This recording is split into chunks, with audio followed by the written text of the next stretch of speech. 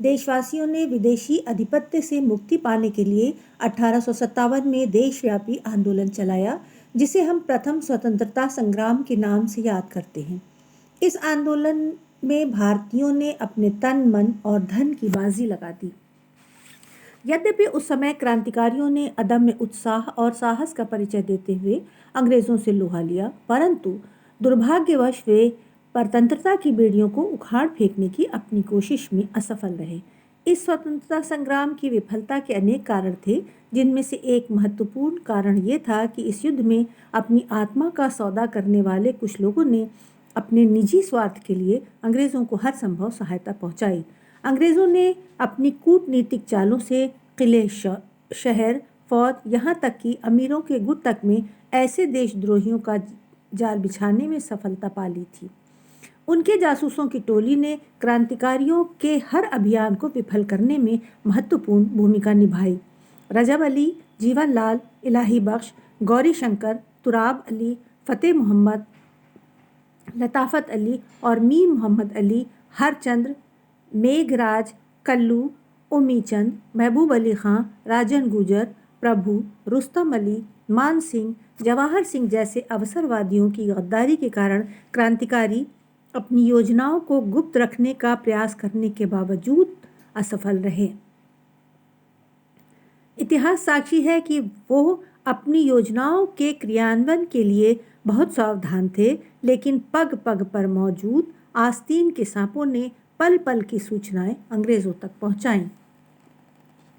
इन गद्दारों की कायरता और भीरुता को अंग्रेजों ने वीरता और साहस का नाम दिया।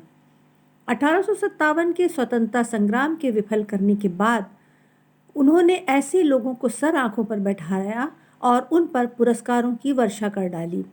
देश के ऐसे ही लोगों में एक नाम मुंशी जीवन लाल का भी था, जिन्हें अंग्रेजों के लिए की गई उनकी सेवाओं का इनाम मिला और 1857 के बाद वो ऑनरेरी मजिस्ट्रेट और म्युनिसिपल कमिश्नर के पद पर आसीन किए गए। 1857 के स्वतंत्रता संग्राम में जीवन लाल ने दोहरी भूमिका निभाई।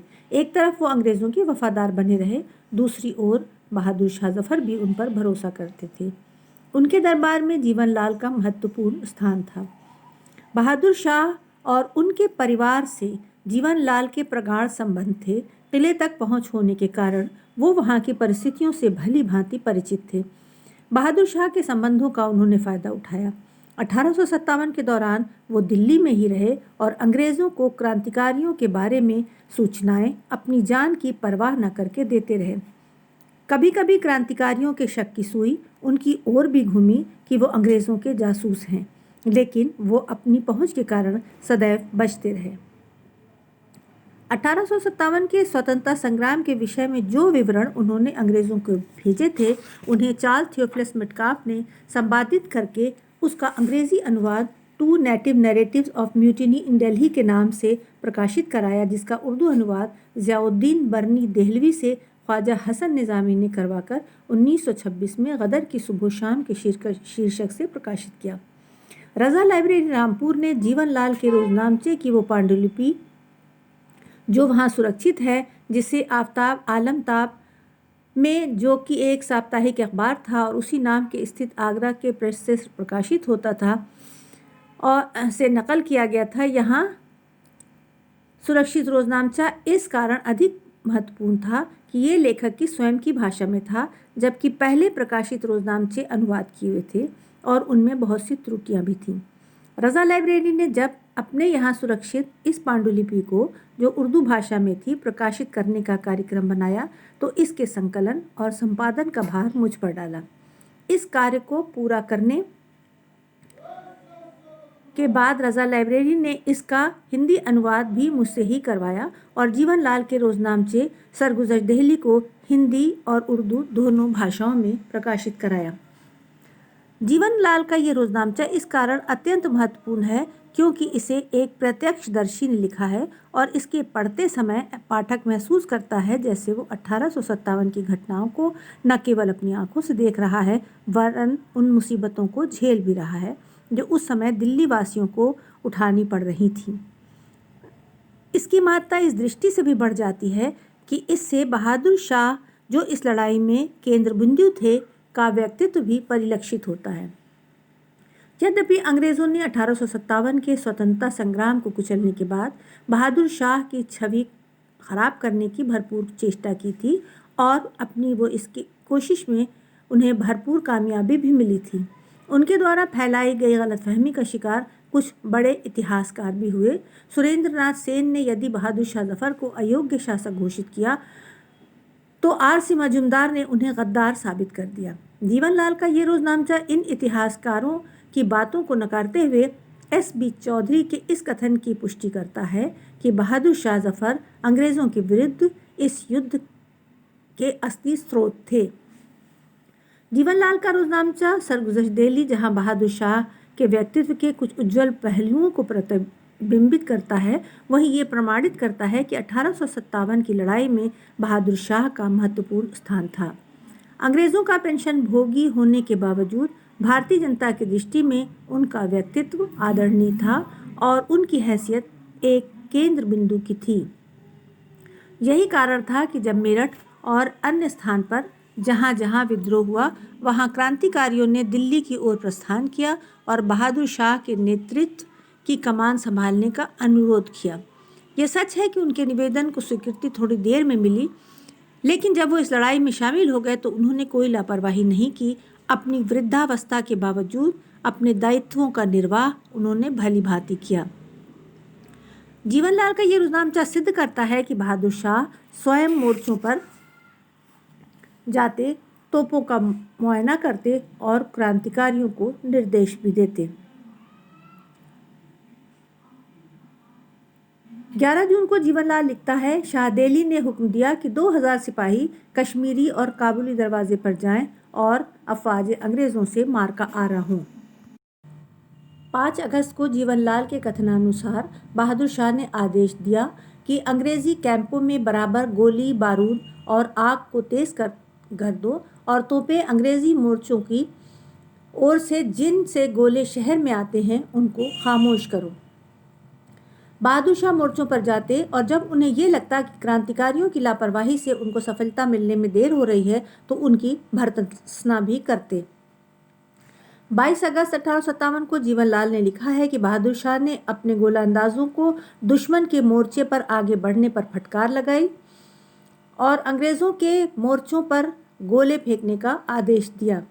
जीवनलाल का ये रोजनामचा इस बात का भी साक्षी है कि क्रांतिकारियों ने इस युद्ध में अदम्य उत्साह और साहस का परिचय दिया और उनके इस साहस को ऊर्जा प्रदान करने के लिए बहादुर शाह ने चेष्टा भी की। उदाहरण के लिए प्रस्तुत है उनके द्वारा रचित वो कथा जो उन्होंने बख्त खां को भेजा था और जो 3 अगस्त 1857 के सादिकुल अखबार में प्रकाशित हुआ था। जीवनलाल ने 2 अगस्त 1857 के विवरण के अंतर्गत लिखा है, लश्करे आदा इलाही आज सारा कत्ल हो, गोरखा गूजर से ले कर ता नसारा कत्ल हो, आज का दिन ईद कुर्बां का जब ही जानेंगे हम, ए जफ़र तहतीक जब दुश्मन हमारा कत्ल हो।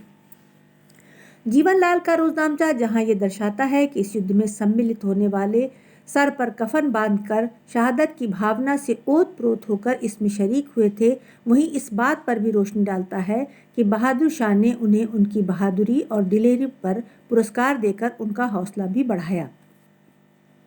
11 सितंबर 1857 की घटनाओं का उल्लेख करते समय जीवनलाल ने लिखा है कि बहादुर शाह ने 2 रेजिमेंटों को रातों रात तेज़ी से मोर्चे तैयार करने और अंग्रेज़ों से बहादुरी से मुकाबला करने पर 1,000 रुपये इनाम में दिए।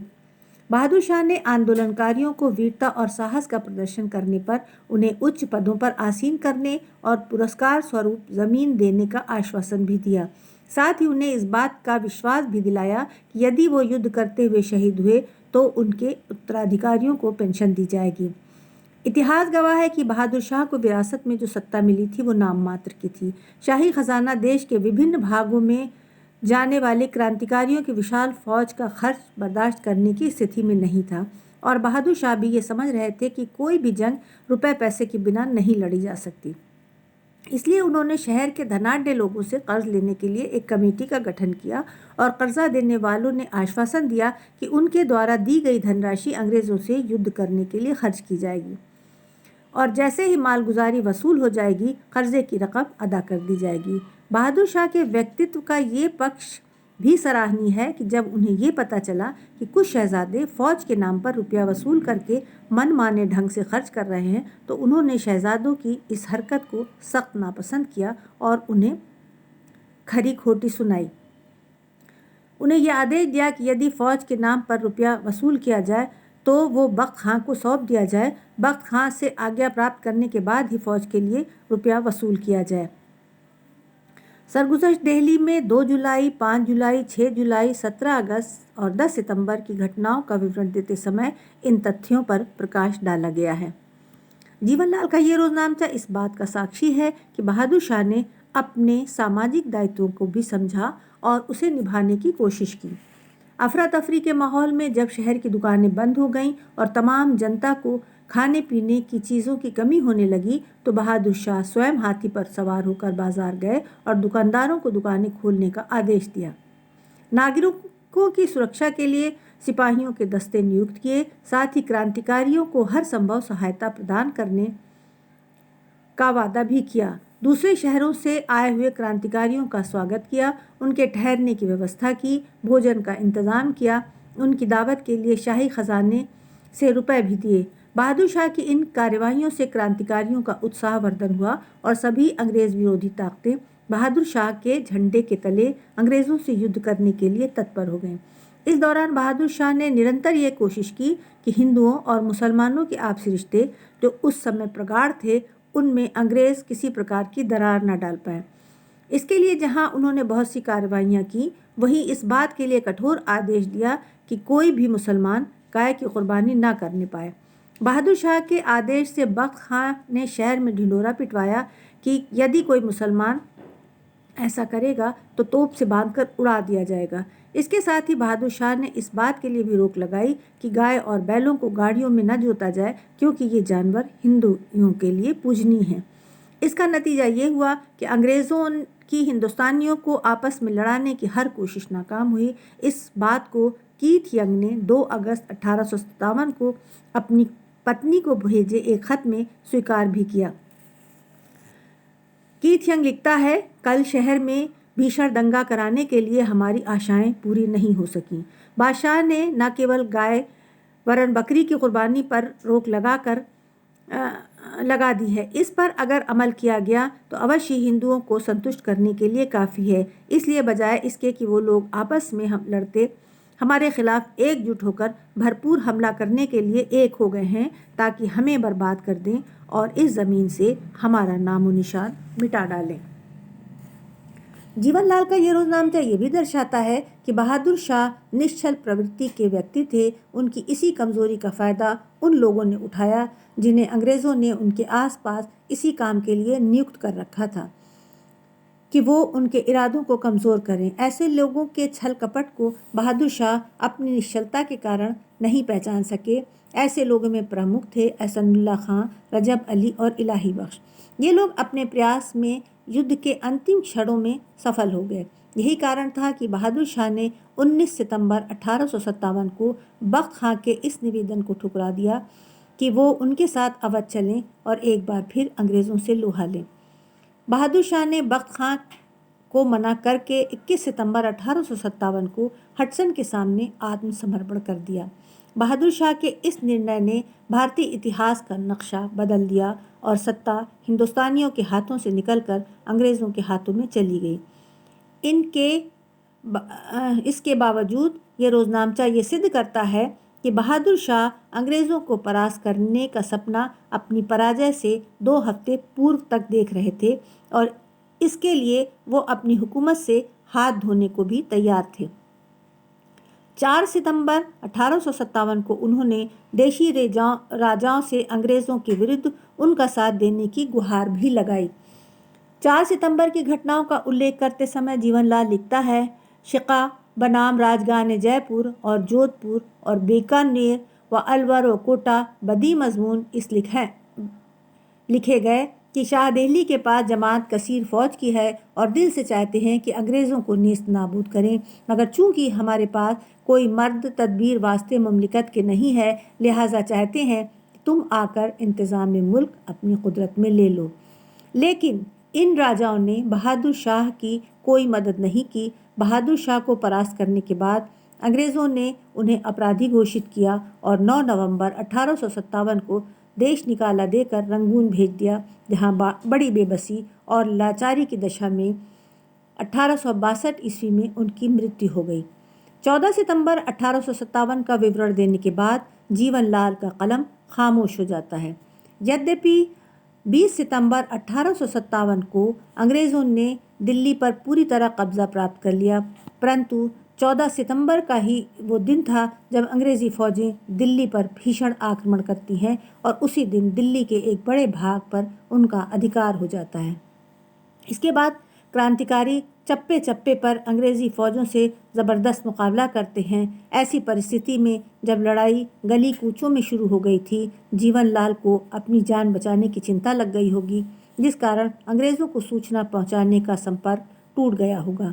लेकिन 11 मई 1857 से 14 सितंबर 1857 की घटनाओं का जो विवरण जीवनलाल ने छोड़ा है, वो ऐतिहासिक दृष्टि से अत्यंत महत्वपूर्ण है। इससे न केवल 1857 के भारत की राजनैतिक, आर्थिक और सामाजिक परिस्थितियां ही उजागर होती हैं, वरन बहादुर शाह जफ़र के व्यक्तित्व का एक ऐसा रेखा चित्र उभरता है जो उन्हें किसी प्रकार से भी अयोग्य और गद्दार साबित नहीं करता।